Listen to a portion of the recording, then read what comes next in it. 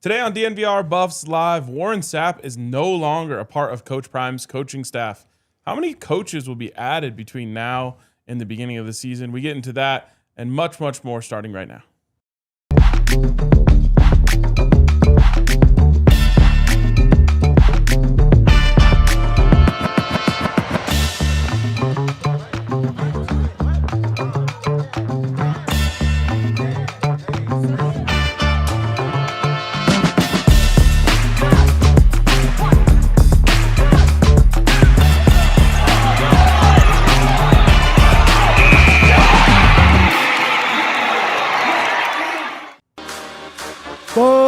Let's go. Squad. Hell yeah. Friday vibes. Chat. Welcome into the Toyota Lounge, driven by your Front Range Toyota stores. Toyota, the official vehicle of DNVR. Yeah, baby. Yep, it's Friday. The last day before spring football, actually. Wow. Incredible. We made it. Congratulations, also. We did. It didn't feel hard. Are you okay? Like a little wrong bite. Yeah. Jesus. You can take a second if you need it. No, but we're concerned right. about you. Yeah, we are. As is Lord. the chat, I'm sure. Wow. What up? Bro, go ahead. I got you. Today on the show, we are drafting returning college football quarterbacks. We are going to be talking Kevin Stefanski and Shedeur Sanders once again. AI changing college football recruiting. Crazy. Most college football thing I saw today. Absolutely. Y'all get the graphic ready for that. More jersey number news. We'll preview the quarterbacks room for spring football. But yes, today we start with the news that came out last night. Although, if you've listened to this show, you definitely heard us hint at this. I would hope. No, for real, bro. When was the last time we mentioned Warren Sapp's name on the show on our own? That wasn't a response to a comment in the chat. Last season. Yeah. That's where I'm at with it. I mean, I think all of us up here were operating under the expectation that Warren Sapp wouldn't be a part of this staff here in 2026. Yeah. Yeah. And especially after I ran into him at the Super Bowl. Yes. Exactly right. It wasn't the most pleasant interaction I've ever had. And this was my immediate thought yesterday when this became official, so to speak, is that people, I don't know about you guys, I think a lot of change is a good thing after a 3-9 season, after a wildly disappointing season. I don't know. I happen to think that a lot of change is good, particularly on the coaching staff, and that's what we've seen. It's funny because everyone was saying, Coach Prime's got to stop just bringing in his friends, and he needs to get college coaches, and now that's exactly what he's done. They mad now, too. Some of his friends are still around, which I don't think is a bad thing. Yeah. But a lot of change has happened, and I think that, there has been a shift in the strategy of building the coaching staff. Yes. Which, to your point, I think is an important thing to do after a 3-9 season. Yeah. And I think something that a lot of people didn't think Coach Prime would do. Yeah. They just thought, he's just status quo. He's just going to, protect all of his friends and, run it back. And that's not what he's done. So I think that the same way people would have bashed him if they didn't change anything, deserve some credit for the changes that have been made. And a loud criticism was that this staff was too NFL-y. Right? Yes. You had an NFL defensive coordinator, at least a defensive coordinator who came from the NFL, and Robert Livingston. You now have a defensive coordinator whose coaching experience pretty much is exclusively at the college level. Yep. Your new defensive line coach previously, was done with Todd Pecco, Warren Sapp, coming from the NFL level. Now you have a defensive line coach who really got it out the mud of the college ranks, like starting at the NAIA level. So you have more of a offensive coordinator, longtime NFL guy, now a longtime college guy. 100%. So these are the changes that people were clamoring for that I think in some ways were needed. And he's made those. And here's the thing that I actually think Coach Prime could help the narrative by announcing things. Yeah, probably. When they happen. But that's what people are making out of this.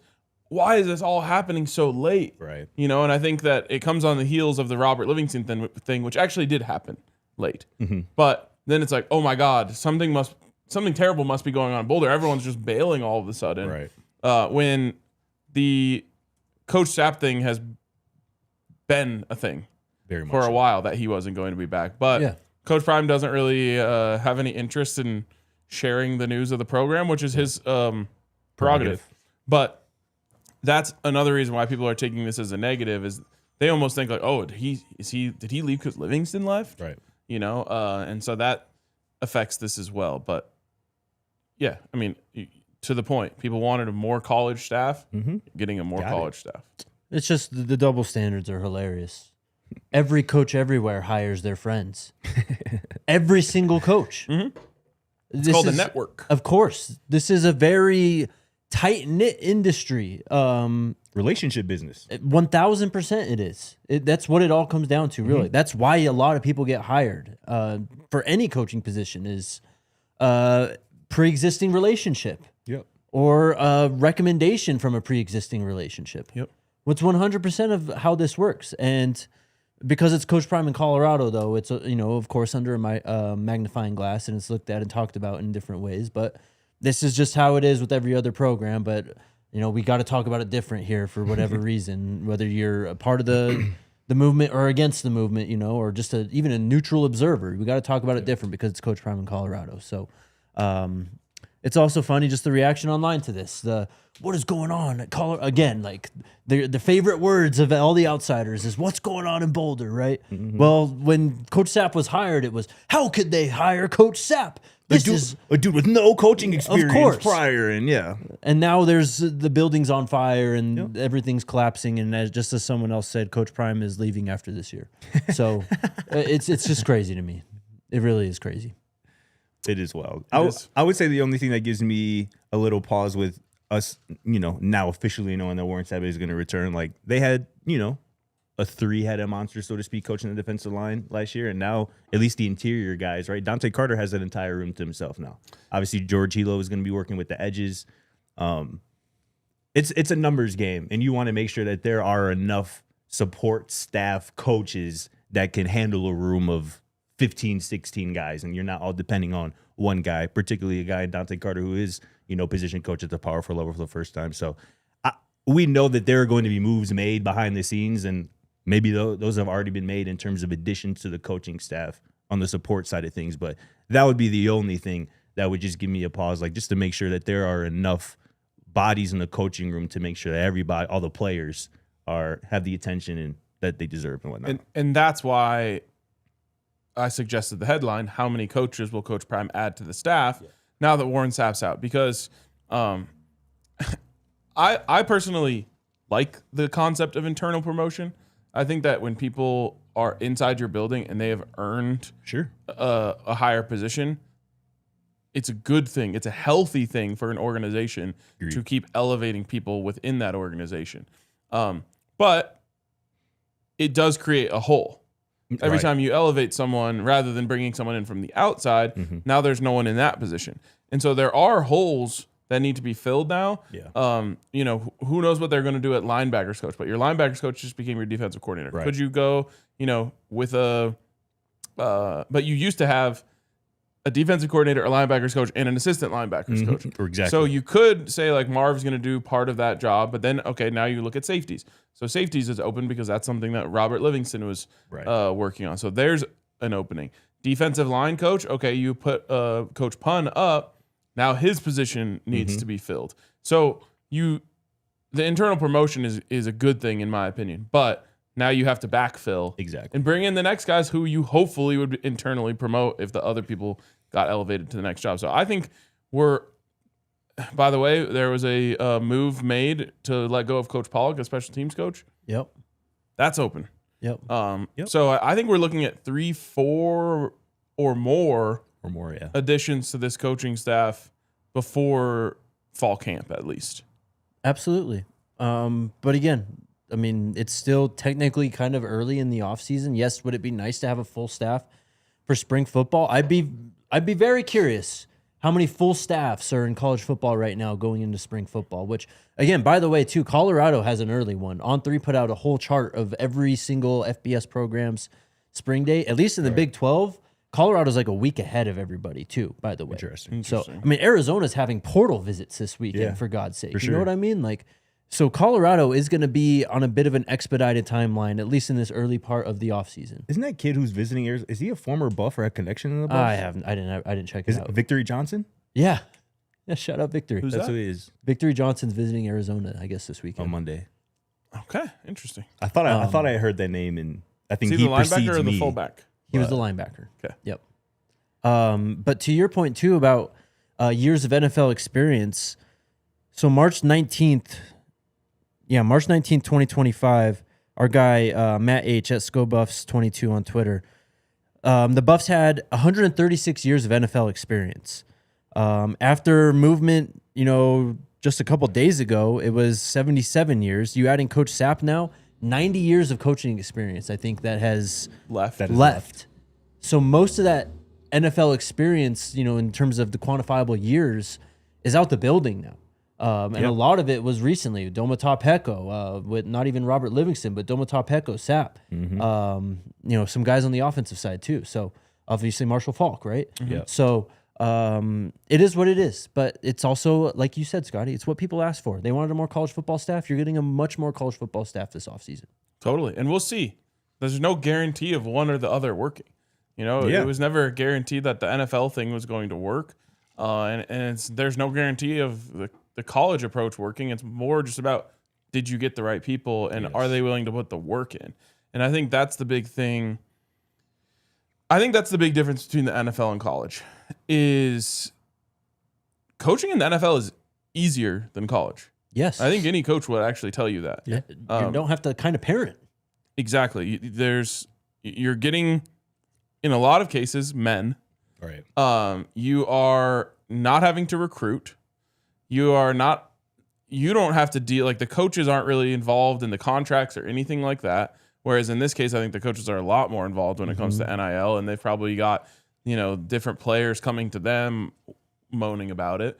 So there's all sorts of different levels to it that, to me, the advantage of bringing in college coaches and young college coaches at that is guys who are much more understanding of the landscape and understanding of the work that's expected of you as a college coach. Brennan Marion is the shining example of this, as someone who comes in, he just starts firing out offers. He's recruiting. He's making sure, he's getting guys in that fit what he's trying to do. That's all he's ever known. So it's not some sort of extra work for him. And it might even be easier for him at Colorado than it was for him at previous stops, because you have a larger brand. Whereas I think the tough part of going the NFL route is then you're expecting guys to do things that they weren't doing before. Robert Livingston, and I don't know whether or not, the details of whether or not he was a plus or minus recruiter, but he never had to recruit as a Cincinnati Bengals secondary coach. Yeah. And so that's a tough transition, and a thing that is added to your plate, to where a lot of times you see guys go to the NFL and they'll say, like, man, it's just all about ball here. And that's nice. Yep. Another development in all aspects, developing them as a football player and developing people, men. Yeah. That happens way more in college football. It is a lot more about coaching and teaching and fundamentals, and really, like, teaching them how to go about being a pro, right? Yeah. Whereas in the pros, you kind of expect them to already know how to work, what they're doing. Yes, you're going to have to teach them the offense and, the little nuances you want them to do, but you're also not asking them to try and, like, I need you to grow up a bit here. Like, teaching them life type of stuff as much. Yeah, it's honestly like when you're in high school and your teachers are telling you, like, hey, no one's going to hold your hand when you get to college when it comes to class. Like, I'm not going to be there to give you an extra day to do your assignment. You're going to be in a lecture hall with 300 people who are all expected to get their shit done. Mm-hmm. No doubt. I think the point you make about recruiting is a massive one too. Like, the recruiting chops on this staff have been improved greatly this offseason. Yes. Agreed. You go from Shermer to Marion. I think Shermer was recruiting a little bit, but he isn't a tenth of the recruiter that Brennan Marion is, particularly at the college level. And recruiting requires charisma. Yeah. Yes, it does. And I will say that Brennan Marion has a lot of it, and I'll leave that at that. Yes. You look at the other side of the ball, like you mentioned Robert Livingston. I think he was recruiting. I don't think he has he certainly doesn't have the recruiting experience that Chris Marv does. You look at defensive, Warren Sapp wasn't out there recruiting. Dante Carter, that's a part of his DNA, is coming from the NIL level as well. So just on that alone, you would expect that's a plus in that department this offseason. Why am I blanking on the tight end coach? Niblet. I was thinking new built restoration and construction. Another recruiter, though. Yeah, exactly. Yeah. Someone who had to recruit to his high school. Also someone who has eons of experience working with high school players. Exactly, so he's going to know what it requires to connect with those guys. Yeah. Also, there's been just a programmatic shift. Year 1 and 2 were all about Travis and Shedeur and trying to get guys for now to send them to the NFL, right? Now it's about Julian Lewis and about high school recruiting and developing and long-term stuff, whereas the first 2 years were so much about now, like we need results. Like now there is so much more runway and ability to develop and let guys really blossom as opposed to just pursuing finished products or nearly finished products, right? Facts. Definitely.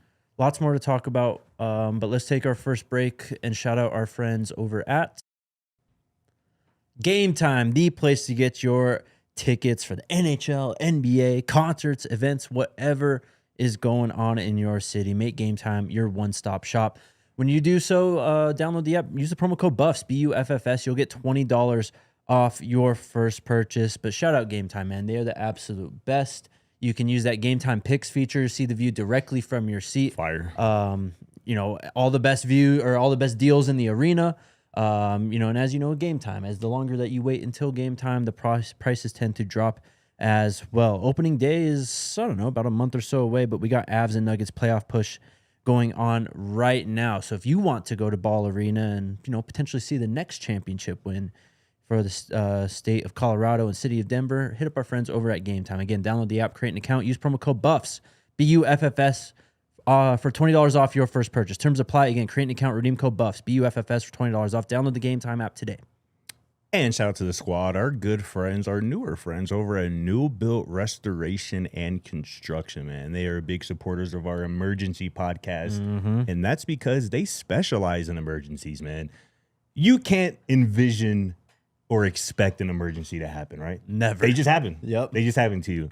And that's why having our friends New Built Restoration and Construction in your Rolodex of contacts is a good idea, man. These are licensed general contractors who can help with literally any project, big or small. They are available 24/7, and they care about their customers, man. There's over 600 reviews who will prove that to be right, man. They'll work with your insurance to make sure a stressful process goes as smooth as possible. We're talking fire damage, water damage, mold removal, repair services, commercial projects, whatever, man. They are DNVR fans, and we are fans of them. So when that home emergency hits, New Built Restoration and Construction will be there at nubilt.com or 720-902-7472. Let them know DNVR sent you.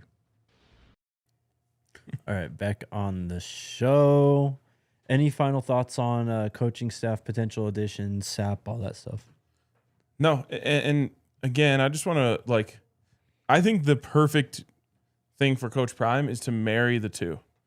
You should have a lot of college coaches who maybe you don't have pre-existing relationships with. He didn't have a pre-existing relationship with Brennan Marion, but because you're Coach Prime, you should be able to attract those guys. You also have a great history of guys getting elevated when they leave here. Yes. Even guys who got fired. Yeah. Definitely. Sean Lewis being the example there. Yeah. But so there's that, and I think you can use that to bring in accomplished college coaches. But I don't want to just completely shift here and be like, it was bad to have NFL experience. No. You talk to these players, and I remember a guy like Shane Cokes being so excited that Warren Sapp was on the staff. And he's like, man, I'm just trying to glean everything I can from a guy who has a Hall of Fame jacket where I'm trying to go. And I think that you can, there's probably some sort of mix where the two really elevate each other. To have the running backs coach be someone who's going to go and do the recruiting and stuff. But maybe you have a running backs analyst who has a ton of NFL experience who can be that outlet for those guys. I think that's why someone like DeMarco Murray is so highly looked upon in the coaching ranks right now, right? He's had quite the rise ever since he stopped playing in the NFL. And, I think is he in the NFL now? Did someone hire him, I think? I'm not sure. But he was at Oklahoma. He's definitely a hot name, though. Yeah, he was at Oklahoma for at least like 5 years. And sure. like he got serious buzz this offseason. I don't know if he did get hired by an NFL team, but if he did, I mean, running backs coach for the Chiefs. Exactly. And so I think that's that perfect blend you're talking about. And even then they get elevated to the NFL most likely, man. Like again, the final destination for this game is still the NFL. It's not going to change. No matter how many lawsuits and Trinidad Chamblises are out there, like that's never going to change. The baseline is always going to be get through college and go to the NFL and stay in the NFL as long as possible. I mean, how many times did we hear recruits, both transfers and high school guys, be like, look at all that NFL experience on the staff. Yes. Like all those Go Jackets, guys who have been there where they're trying to get. Like we've heard that countless times from recruits. I guess my last thing here on Sapp is I'm going to miss the pregame pylon festivities. Those are always fun. I mean, that really upset some people.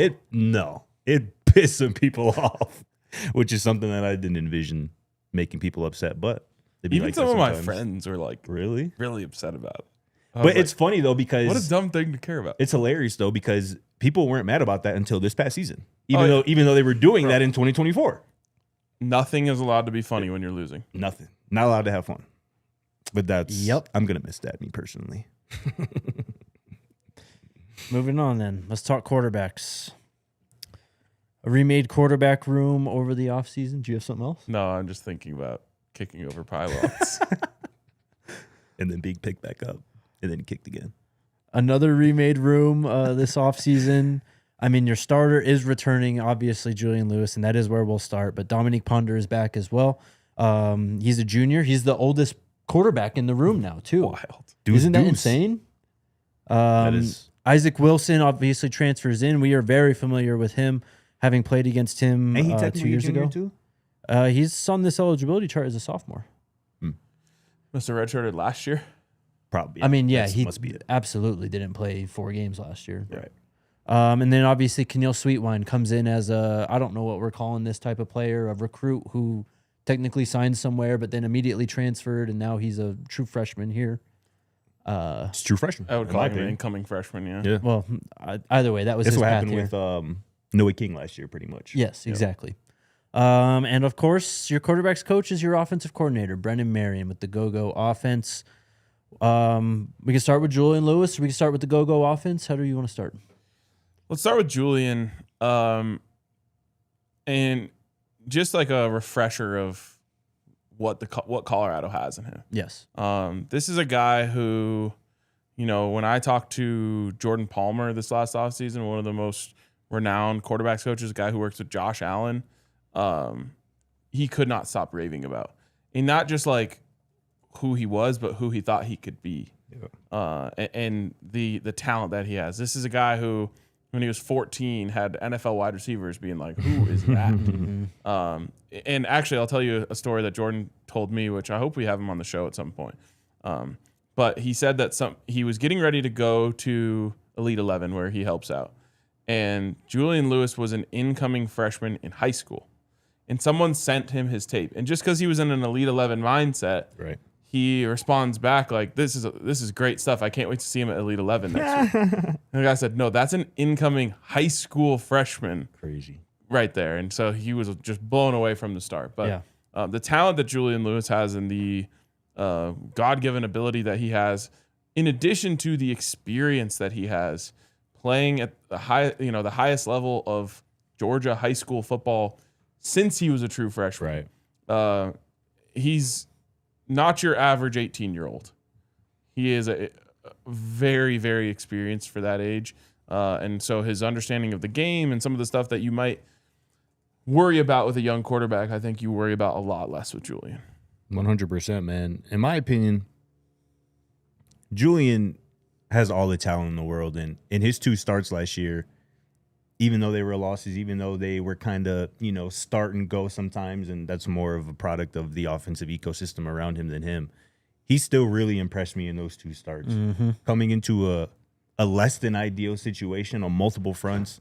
I mentioned earlier this week how in his 2 starts, Colorado averaged 2.9 yards per carry in the run game. Like, that's not exactly the complementary football you want to be playing with a young quarterback. And that just is what makes me so excited for him this year as a redshirt freshman with Brennan Marion orchestrating this offense.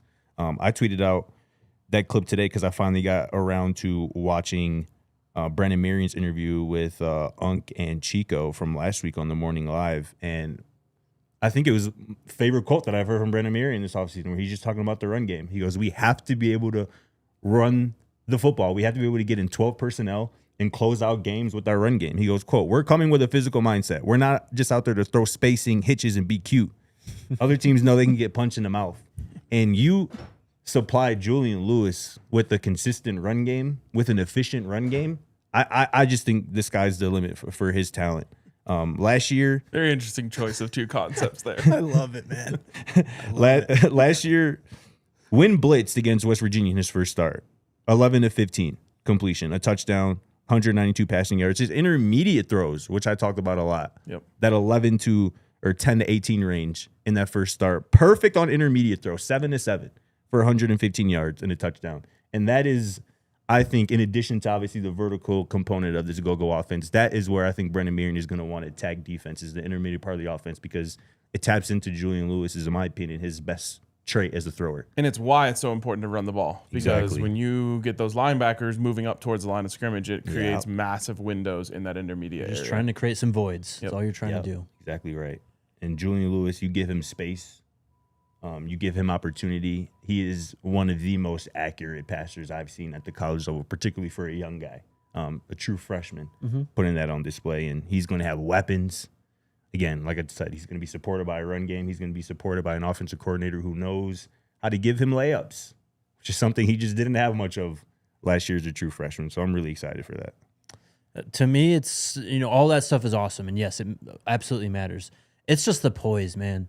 The way that kid was able to go in there last year in a nightmare, honestly. The season was a disaster. Yep. Everyone was pissed off and mad. Everyone on that team was pissed off and mad. Especially at that point in the season when he started playing. Of course. And this kid comes in there and he looks, that word, unflappable. That shows up immediately. And it looks like he's just ready for this position. And it's really, I think, just such a perfect fit, Julian Lewis, in this program. And with Brennan Marion now. His ability last year, obviously the intermediate stuff, but the sneaky athleticism. Yeah. Really, it surprised me how quick he was. Yeah. And I think that it surprised a lot of defenses last year. And I'm excited to see, if that's kind of incorporated more as well, because you never really saw him move the pocket much, right? He's usually just extending plays, trying to save a play when he was using his legs or just taking off and running. That West Virginia game in particular, in that setting with, on the road. Also, I mean, again, nothing to play for, man, other than the fact that we just wanted to see Julian go out there and play, and man, did he deliver. So, and a backup left tackle. And a backup left tackle the entire time, too. So Lost a piece of his hair, dodging a sack, man, Jesus. Making a play.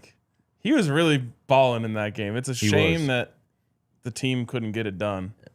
More experience beyond his years. Because what happened? I think they scored to make it close and then never got the ball back again. I think that's what happened. Something like that. I mean, so I just remember thinking, man, if he gets a chance to go lead a final drive. Oh here. Yeah. So is that really? Am I misremembering this game a little bit? Did he really? Yeah, he threw his first career start threw for 300 yards. Yeah, that's crazy on the road. You know what I'm saying? And I mentioned this as well. One of my favorite parts about his true freshman season is how he took care of the football as well. Yes. A very underrated part of his game. He had 118 dropbacks, 96 pass attempts, 0 interceptions, only 2 turnover-worthy plays. That's exactly what I was about to say. I can only remember 2 that could have been. And that's juxtaposed to his 6 big-time throws, according to Pro Football Focus. You have 3 times as many big-time throws as turnover-worthy plays. That's the literal definition of, reward without the risk. Yeah, I do. I sure do. That's winning football. 3-1, good to bad is winning football. And I think what you brought up as well, I think there are going to be people who watch Colorado in this offense this year and be like, damn, I didn't know Juju can move like that. Oh, yeah. I didn't know he had wheels like that. And just best believe that is, I think, going to be something that isn't going to be a focus of this offense, but I think in have-to-have-it situations, particularly in the red zone, I think Brennan Marion is going to utilize that part of Juju's game a lot. God, I'm just envisioning this world in which maybe people knew Julian's name when he was coming out of high school, have kind of forgotten about it, and then they turn on Thursday night at Georgia Tech, and they're like, Julian Lewis. Oh, I remember that. Damn, Colorado got them one. Oh, yeah. Let's discuss more about this quarterback room on the other side of the break, and shout out our friends over at Bet365. We got a combine going on this week, right? One of my favorite things to do on Bet365, especially for the wide receivers and cornerbacks, fastest 40-yard dash. Always a fun one to do. We had, I think, defensive linemen and linebackers yesterday, so make sure you get on it. Get those bets in for the combine right now. I remember Henry hit a big one on Matthew Golden last year. Yes, he did. Yep, he was all over it. But yeah, we got same thing. I mean, baseball coming up here very, very shortly. They got the early money line payouts going for the MLB as well. If you want to bet on a little spring training, also. If your team goes ahead by 5 runs, you get an instant payout on straight bets and parlay selections marked as winners. Just download the app, use the promo code DNVR365 when you sign up, and you'll get $200 in bonus bets when you bet $5, win or lose. Again, sign up, use the promo code DNVR365, deposit $10 and place a bet of $5 to get $200 in bonus bets, win or lose. Bonus bets can be used on anything, spread, totals, player props, and more. Whatever the moment, it's never ordinary at Bet365. Must be 21 or older. Physically located in Colorado. Please gamble responsibly. If you or someone you know has a gambling problem wants help, call or text 1-800-GAMBLER. Also, shout out to our friends over at Xfinity. Xfinity sounds a lot like infinity. You know what's basically infinity? 5 years? 5 years. 5 years. Really just depends on how much longer we have on the universe, which honestly could be less. Yeah. True. And you might as well just lock in your price for Wi-Fi until the impending doom of the universe, which could be very soon. But you can definitely lock in 5 years with our friends over at Xfinity. And here's the best part. No annual contracts, no hidden fees, and you're going to get Xfinity's best equipment included. I love my Xfinity internet. It's always incredibly reliable at home. And I love that I can have that price locked in for my intelligent Wi-Fi. It's a great product and a great price, and you can lock in that price for 5 years with our friends over at Xfinity. So lock in your price and unlock the possibilities with Xfinity. Learn more at Xfinity.com. Xfinity, imagine that. Select plans only. Restrictions apply. In that case. In the natty discussion, yes. Anything else on Julian? I'm so excited to see how he fits in this offense. I think it's tailor-made for him in a way. I think Brennan Marion loves him. I think he's going to love playing for Brennan Marion and playing with these wide receivers. And, as we've seen, he's been kind of pushing that leadership department too. And I think he learned a lot, maybe from just watching last year, right? So I think that he's going to have a phenomenal season. Did y'all see his post 2 nights ago? Oh, yeah. No. A picture of himself in the locker room in the gray CU uniform, which I love. His caption goes, "Got a little taste. Now I want more. Blessed to be a Buff." Hell yeah. I love that. Yep. Anything else on Julian? I don't think anything more on Julian, man. I just think he is in a great spot with the OC, with the weapons around him. We haven't really talked about the offensive line, but I think this is an offensive line. No, today I'm saying. Okay. Today I'm saying. But I think that's also in a good spot to kind of accentuate Juju's strengths. Dominic Ponder, again, he's the oldest player in the room, but it all seems like signs are pointing to Isaac Wilson being your true backup quarterback here, right? That's what he was brought here to do. Yeah. Again, about as good as you could have done, I think, searching for a backup quarterback as well, too. And somebody who clearly Brennan Marion liked and wanted in his building. And that is honestly enough of a stamp for me. I think people forget how Isaac Wilson, as a true freshman, started 7 games. He had some moments, bro. He did. He really did. He really did. He had some moments, man. Yes, he did, bro. No, I'm going to ways. stand on this. He had some nice moments. I'm not saying he didn't. In his first career start, threw for 239 yards and 3 touchdowns. Yes. He threw for a career high 280 against Arizona that year. Obviously, Arizona wasn't great that year either. But, in that game against Colorado, threw for 236 and 2 touchdowns. One of them on Travis. You know what I'm saying? Like, yeah, he can play. Yes, he can. He can play. And he has great lineage. Exactly Of course, right. yeah, bloodlines. Yep. For sure. Keneal Sweetwine, I mean, it's just all about development this year for him, right? I mean, hopefully we get some flashes this spring. We get to see him in that spring game in whatever type of live rep setting that they have for him. I'd be really intrigued to see that. But clearly, kind of a physical specimen, right? I don't have his exact listing right now, but I mean, I just have his max preps up right now, but this can't be. On max preps, they have him at 6'5", 205, which can't be right. Well, so I'm trying to pull up his 247 page if this will ever load. But this is somebody who I got his stats right here. A gunslinger, willing to take chances, throwing the football. But maybe the most talented pure runner in that quarterback room. Yes. Sure. His last 2 years, he ran for 900 yards in each of his last 2 years of high school. 14 rushing touchdowns as a senior, 10 rushing touchdowns as a junior. So that's almost 2,000 rushing yards and 24 rushing touchdowns across his last 2 seasons of high school football. So I think he brings a true dual threat element to this quarterback room. And like I said with Isaac Wilson, if that's somebody who Brennan Marion sees some promise, some potential in, I tend to agree. He's listed at 6'3", 195 on 247. It's good size. That is, especially for a runner. Yeah. You're going to need, probably need to pack on a few more pounds, but he's not small. Like, he should be able to take hits if he ever becomes, someone who's playing every down and running often. Yeah. For me, I'm curious if Brennan Marion envisions a few packages for him where they run, true, pure triple option. It'd be sick. Because none of the other, maybe Ponder, we just haven't seen enough to really know. Yeah. But none of the other quarterbacks kind of fit that mold of being a true runner. Right. And I just wonder if there's maybe something there. Maybe it's this year, maybe it's next year. But to try and, get him on the field and use his skill set.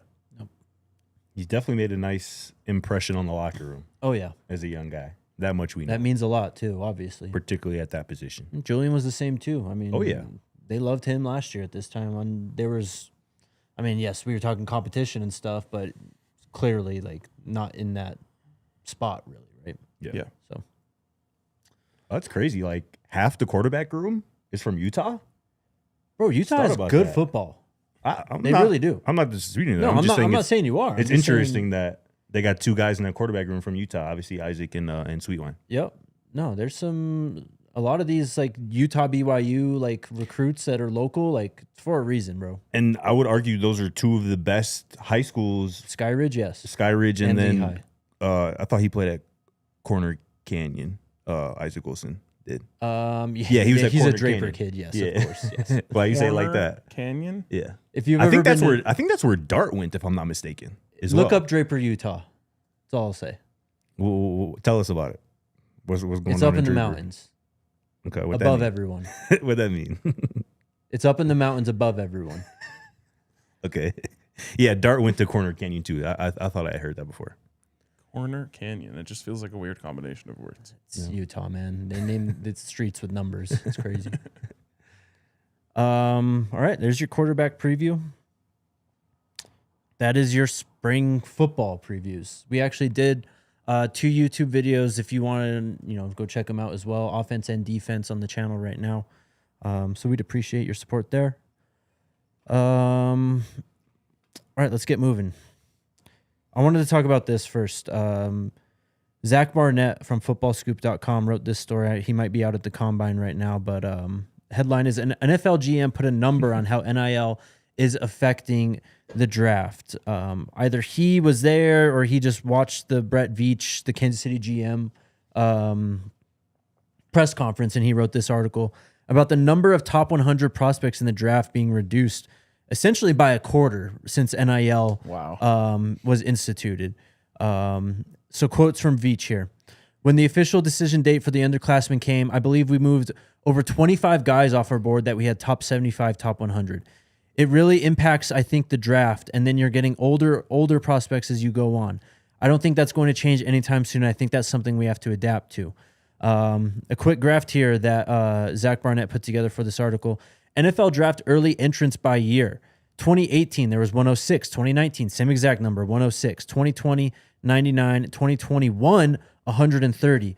Again, this is early draft entrants, so someone who is only basically years out not of a high school. school. Yeah. Yes. And then NIL rules were passed in July of 2021. So after the 2021 draft, 2022 NFL draft, only 73 early entrants. 23 only 69. 24 only 58. Last year only 70. This year only 63. Brett Veach continued.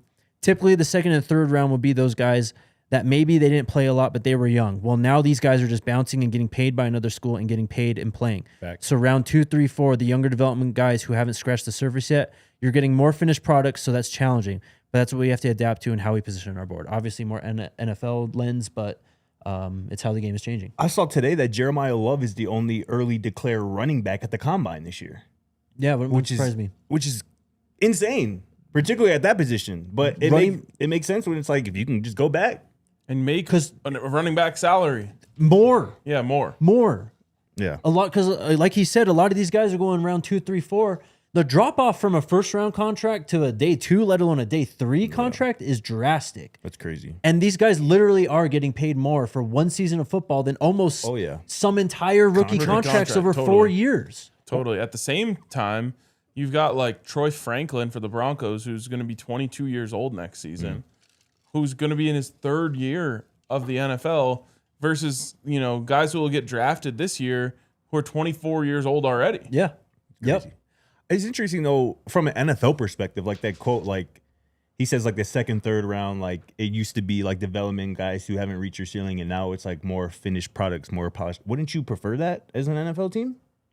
Like, wouldn't you want more of a mature, more polished football player at that point? I think it depends though, because I think a lot of these guys think about it in the terms of the rookie contract, and I think there's a lot of emphasis just on that re-signing in that final year and where a player is at that point, because if they are still quite not finished at that point, I think you can theoretically get away with paying them potentially less as opposed to a more polished, finished player who is already saying like, well, I'm already one of the tops at my position. I need to be paid such as. See, that's so interesting, because when you started saying that, I thought you were going to say like, you want to make the most of that rookie contract. And I would think you would prefer you would get more out of a rookie on that rookie contract as opposed to thinking about the second one and getting a bargain on the second contract. But the first one's cost controlled, so that's why it's maybe not as worried about as much. That's valid. So crazy. I just had a memory too, being at a bar with one of my buddies who got drafted, and him, like I was like, oh, I got my drink. He's like, no, bro, I got it. I'm about to make, and he told me what he was about to make that season, which now would be considered a bad NIL contract. Wow. Yeah. It's crazy. It's crazy. And it's going at an exponential, literally exponential rate. Like, this is not sustainable. No. Not in the least. Yeah. No, I mean, you're right. It's exponential. We mentioned this earlier. Like, we're already looking at good teams being over 10% of what the NFL salary cap is now. Mm-hmm. What if it's at 20 next year? 30. It's going to keep going up. And it wouldn't surprise me if it is approaching those numbers next year. Yeah. So unsustainable. It's crazy. So, something's going to break, like, bigger than we've seen anything break yet. It's already breaking. It's like the foundation is starting to crumble, but we're going to see something happen where it's just like, this is so unsustainable that it burst the pipes. It's a crucial offseason for, like, the game itself. And again, we're moving furniture on a burning, sinking Titanic. Playing songs, changing the records, changing the wallpaper. Anyways, I just wanted to bring that up. I thought that was interesting. No doubt.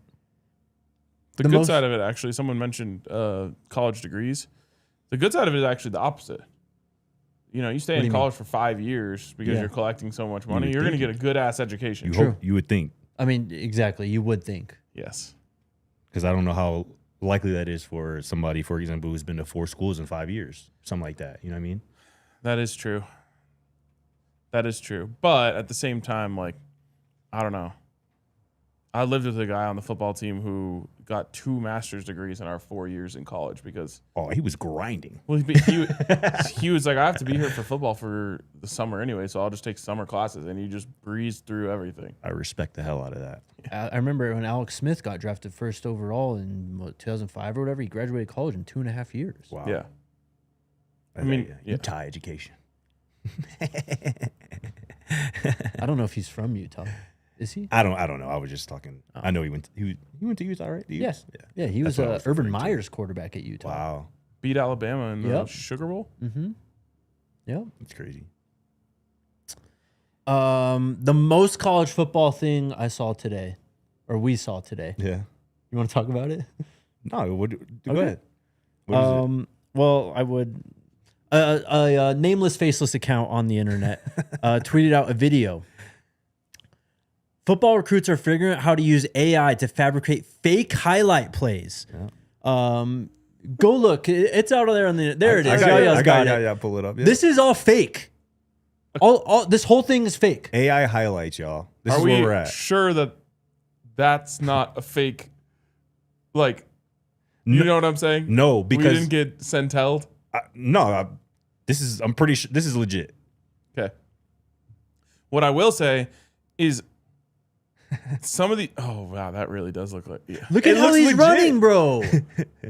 See, what I was gonna say is the zoomed out ones, the one-handed catch on the far side of the field. Yeah. There's no way you could ever identify that But because me- it's already low quality in the For first sure. place. What is this, bro?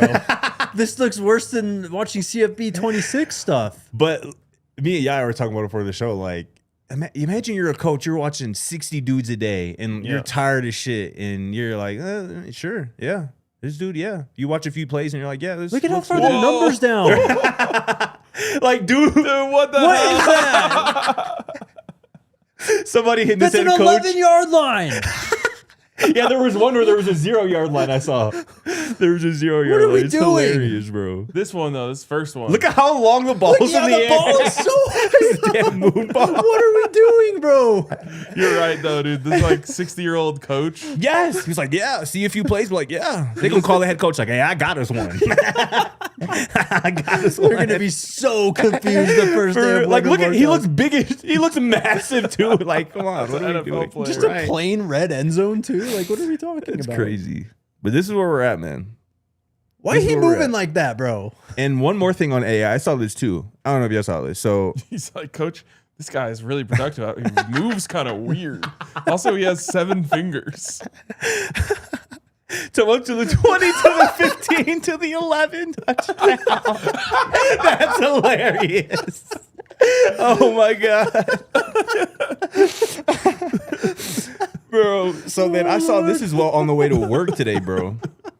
So Fox Sports is introducing sports AI with Colin Cowherd. Why? What? Built on years of takes from the herd and empowered by real-time data, it delivers instant answers in Cowherd's voice. So pretty much this AI algorithm downloaded all a Cowherd shows to like create a database. So like you can pretty much like ask Colin. Like, Yeah, but it's gonna happen to us eventually too. probably. And Literally. you just ask it a question and like it gives you an answer in Colin's voice, like what Colin would say. Yep. It's Yeah, we're fucking cooked, brother.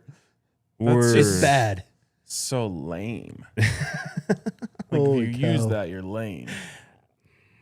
Oh, yeah. But yeah, I actually did have I think I've said this on the show before. I had like a talk with my family to create like a word Yeah. to say if there's a real emergency. Sure. Because someone could easily sample my voice, call my mom being like, from Wow. like a random number, but being like, hey, like I'm in jail. I need you to wire this money, like That's whatever. facts. wow. Now I know what I'm doing tonight then. Yeah.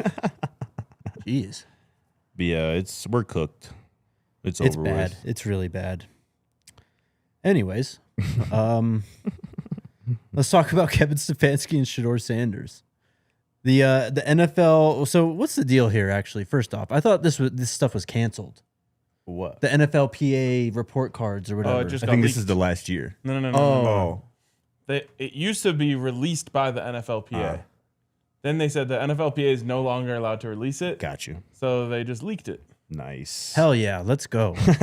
Anyways, Nice. obviously the report cards are out, and if you go look at the head coaching grades, obviously A to F or whatever, the very lowest ranked coach in the NFL last year with a C- grade, the only coach with a C- grade, is Kevin Stefanski. And coincidentally enough, he, I guess, was on Part of My Take yesterday or recently. I saw it this morning. It was probably yesterday. Yeah. And PFT commentator asked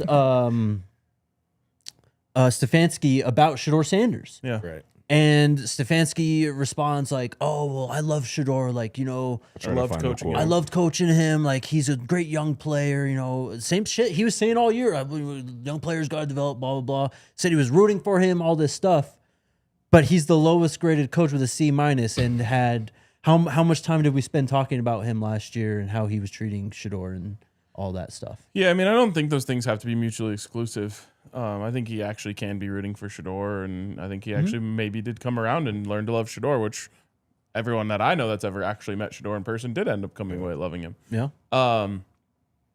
That being said, I think that one of the reasons why he probably got such a low grade is because the players on the team saw through the bullshit of the quarterback competition. And I think that had a negative effect on their view of him. Definitely. Also, just as a side note, I have to wonder what the Atlanta Falcons think. You know, it's like you just hired the guy who had the worst grade from the coach. And what about the players who play for the Atlanta Falcons who now know this, who they've probably already heard stuff anyway, but maybe should have thought that one through a little more. Yep. I put this together like a week or two ago. You know who you mentioned the Falcons and what they're thinking with Stefanski. You know who the Falcons DC is? No, it's the same fucking guy. It's the guy who Jeff Ulbrich, whose kid whose leaked son, which is just crazy. It's just interesting how stuff like that works. What are the odds, right? Yeah. But in the city that made Deion Sanders who Deion Sanders ended up being in Atlanta. Yeah. In Atlanta. Yeah, it's pretty crazy. But yeah, I mean, I guess I'm not overly surprised at the last season that he had the worst head coach grade. I mean, you look at the bottom, I think the bottom, like 4 of the bottom 5 were all fired. All fired. Right. So Harbaugh was down there. So right above Stefanski, literally going from 32 up. Brian Dable, fired. Right. Jim Harbaugh, not fired, but John Harbaugh was fired. He's not too far above him. Harbaugh, huh? This isn't new. This isn't new. Why do you think he left San Francisco? Anyways, Pete Carroll, fired. Yep. Matt LaFleur, not fired. Not fired. Correct. Brian Callahan, however, fired. Yep. Sean Payton, which, again, we've heard Sean Payton is They had a B- dick. on him? a B. Thank you. That's my coach. Mike McDaniel, fired. John Harbaugh, fired. Todd Bowles. No, he's still there.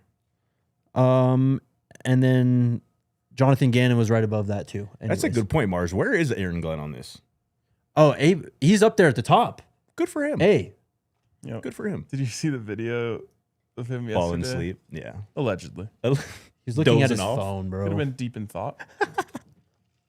You're right. Leave that man alone. But I will just say, because I don't care, even if he was sleeping, those guys are on an insane schedule at the combine. Oh, yeah. Zach actually told the story of we were out drinking with one of the Broncos assistants one night at the combine. Yeah. And the bars there, I think, close at 4 a.m. It might be 3. Wow. So we'll just call it 3. It was 3 a.m. Yeah. And he's like, yeah, like I got to get a quick workout in at 5 before I head to my meetings at 6. And I was like, why? What? How? Anyways, someone quote tweeted it and it was like, falling asleep when you're not supposed to and then waking up and looking at a screen of you sleeping when you shouldn't be might be one of the worst ways to wake up ever. It's got to be so frightening. Oh, man. Let him live, man. Anyways, I don't know if you guys have anything else on Stefanski, but I just wanted to talk about that today. I'm glad that Shedeur has a new coach. Me too. Do you want to hear his full quote about Shedeur, or do we not care? Sure. Let's give hear him it. the full benefit of the doubt. He goes, I love Shedeur. I loved coaching him. Seriously. He's got the right makeup for this game. He was wired the right way. I wish that we won more, obviously. But if you saw how he played down the stretch, I mean, he's a young player that's getting better. I'm rooting for him. It's a very nice quote. Appreciate you, coach. Anyways. Shout out to Shedeur getting his new coach a birthday gift.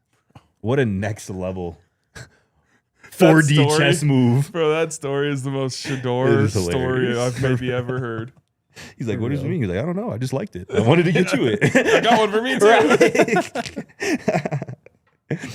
You can tell though, like Munkin like really does like, It's like different. Shedeur, bro. It's Shedeur different messes for with sure. him. Yes, absolutely. Absolutely. Porcelain horse head.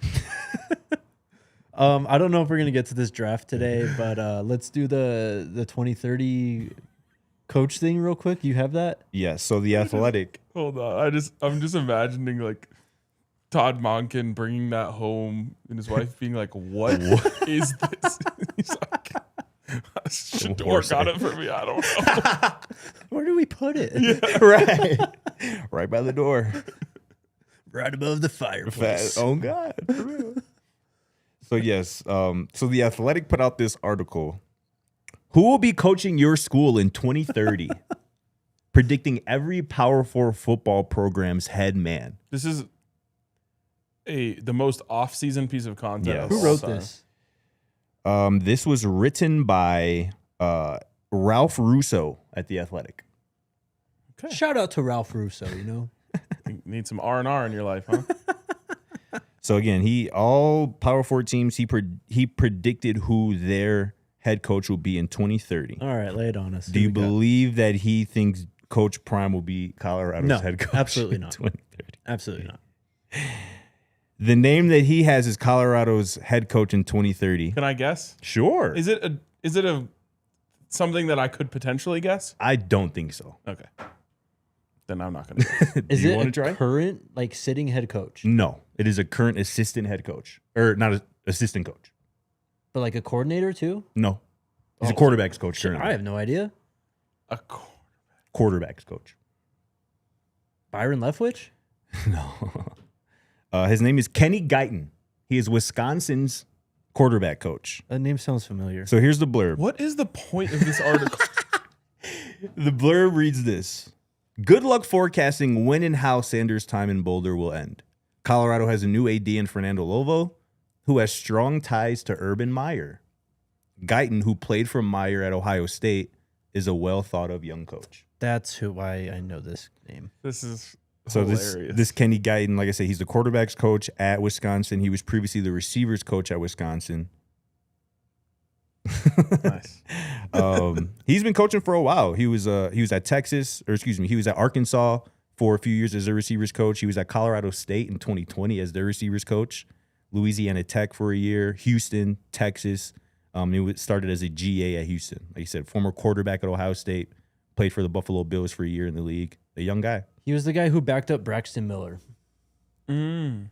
Obviously, Braxton Miller was much more of a dual threat or an athlete, a pure runner even. Yeah. Kenny Guyton appeared to be more of a thrower, so they kind of, Worked him in. yeah. Think about this.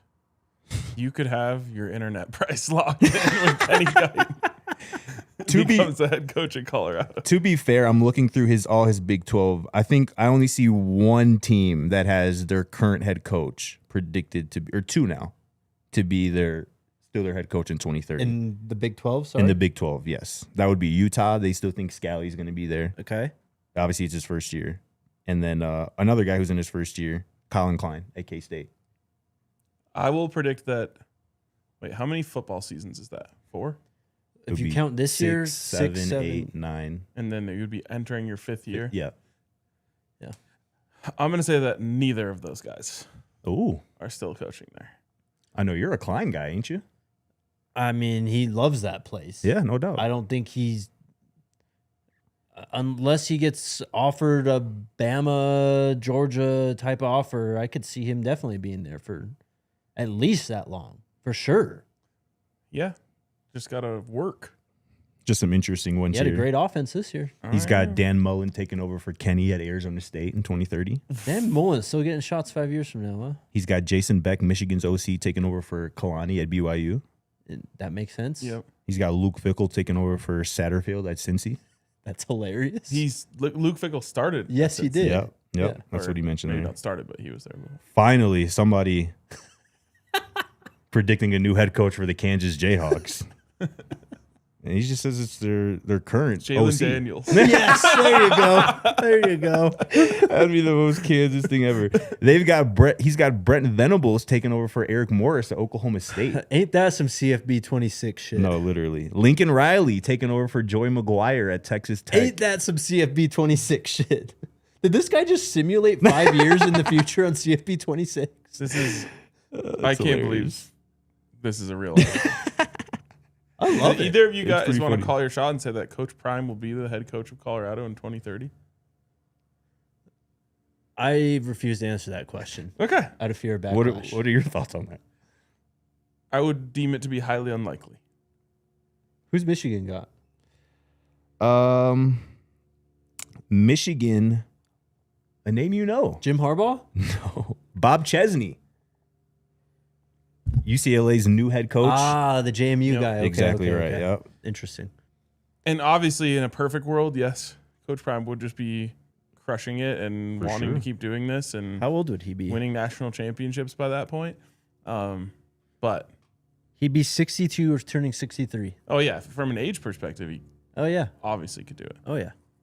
I hope it happens. I think we all do. You guys think we'd still be here if that's the case? Big existential question to end the show for the week. here. Let's go to Super Chats. I would guess it would be highly unlikely. I mean, like bro was saying during his Xfinity ad earlier, hey, we're on borrowed time, folks. Yeah, 5 years, we true, not even be here on actually. Earth 5 years from now, Actually, so you're you right. never know. That was the Kyle Shanahan response. right. Can you guarantee that Jimmy Garoppolo will be the starter next season? I can't even guarantee that we'll all be alive on Sunday. Fair enough. Fair enough. One last final thing before we get to Super Chats and get up out of here probably. A new number has emerged for the Colorado football team. Cam Perry is going to be rocking number 7 Let's go. this year. Previously worn, obviously, by Toffee Byard. What about sevens on offense, though? I don't think there was one Dallin? last year. Yeah, Dallin. Yep. There it is. He wore 6. Oh, no. Down hit me. Yeah, I'm sorry. Yeah. Draylon. And he wore 6 in CFB, the original one, I think. Dallin did? Yeah. I think you're right. Yes. I think so. Who was it the first year, though? 7. Or first 2 years, I guess.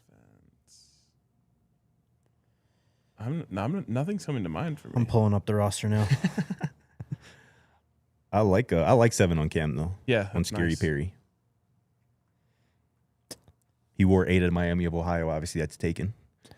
Okay. Jalen Ellis, the first year, wore 7. Friend of the program.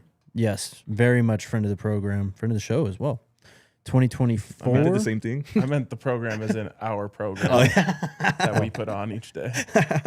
And it's been Dallin the last 2 years. Okay. I am going to venture to say all respect to Jalen Ellis. I think Cam Perry is going to be the best number 7 offensively I'd be surprised if he isn't. of the Coach Prime era. We'll go out on a big limb there and say that. Mm-hmm. I think he's number 7 because damn near every time you give him the ball, that's how many points go on the board. Oh, yeah. Hell yeah. All right, Super Chats. What?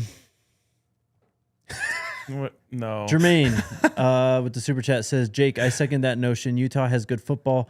In fall 2021, my JV team, Port St. Lucie High School in Florida, played a neutral site game at Disney's Wide World of Sports against the Box Elder High School in Utah. That's sick. You know about Box Elder? I do not actually. Oh. I can look that up. He Don knows about Peasy. Elder Ring? Eldon. Ah. Shout out Eldon Ring for sure. Don Peasy had a chat. I think he had like a supporters club anniversary. If you could go check real quick. Yeah. MX Rare also with the Super Chat says, dude spent more time on Twitter talking about Coach Prime than with their families. That's absolutely true. That's definitely true. Also, appreciate the super chat from who sent the other one? Peasy. Or No, it was no, sorry. Eugene. Yeah, appreciate the super chat. Wait, he has another just- one. He's got another one from Eugene. He says, when you guys come to Chicago, I have to meet y'all. Say less, Eugene. We'll definitely make that Yes, happen. we will man. make that happen. We'll be at Harold's. Every day. Every day while we out there. MX Rare, or I read that one. Shout out to Jermaine as well. Don Peasy, I don't know if he had one or not for a supporters club. Well, in the regular chat. There you go. He says, there you go. celebrating 6 months of membership. Y'all reading super chats today? Not trying to.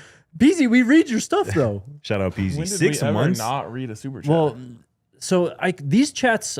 Just letting you guys know, these chats show up differently for us. So if you have a 6 month or any month membership celebration, just badger us about it because Facts. they just don't show up as regular super chats. If you're a supporters club member, you have the authority to get on that with us a little bit. You know what I'm saying? And get a little loud, 100%. Absolutely. So do that. So Shout out Peasy. Shout out to everyone in the supporters club. Shout out Peasy, Eugene, Jermaine, all the super chats. This was fun. It was a good week. Lots of good spring ball prep, I think, right? And it all begins Monday? Monday-ish. Monday-ish. A fun 6 weeks ahead of us, I think. I cannot wait. I'm very excited. And we're going to enjoy it together. Shout out to Yaya producing the show as well. We'll be back on Monday. Go Buffs. We all silly like the mayor.